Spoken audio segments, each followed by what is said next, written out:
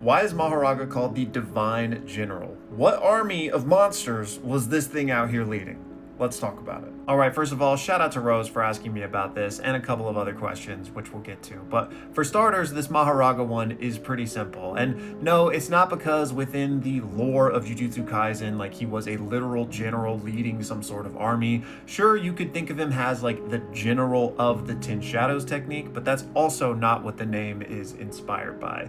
And in fact, like a lot of things in Jujutsu Kaisen, this was inspired by real-world mythology and religion. Now, in Mahoraga's specific case, this was inspired by the 12 heavenly generals from Buddhism who exist to serve and protect a Buddha of healing. And one of those 12 generals is named Makora, and you might recognize that because Makora is the way they translate Mahoraga into Japanese. The two names are basically interchangeable. So this was a direct inspiration for Mahoraga. Now, that's not to say that this guy had the power to adapt or anything, but it's just a loose inspiration, right? Which again, Gege does all throughout JJK. The next Rose asked, if the Soul Split Katana can get through infinity, could Mahito theoretically find a way to get through the infinity? And first of all, the Soul Split Katana cannot get through the infinity. So I'm not sure if that's what you meant to ask about, or if perhaps you got this confused with the inverted spear of heaven, which can get through the infinity because it like negates curse techniques, right? And Toji wielded both of these weapons. So again, you might have meant to ask about this one, but just in case you did mean the Soul Split Katana, then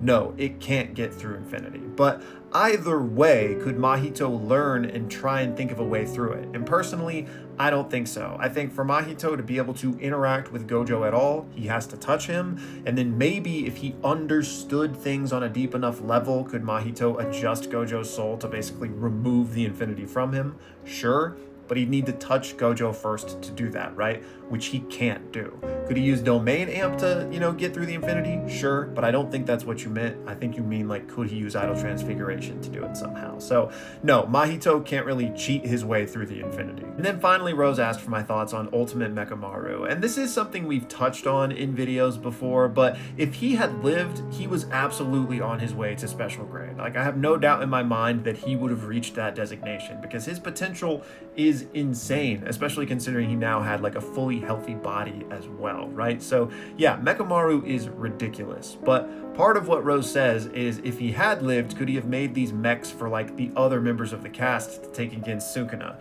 And like theoretically with enough time and enough resources, maybe, but I don't think it would have made a lick of difference against Sukuna because he can just eviscerate them instantly with his curse technique.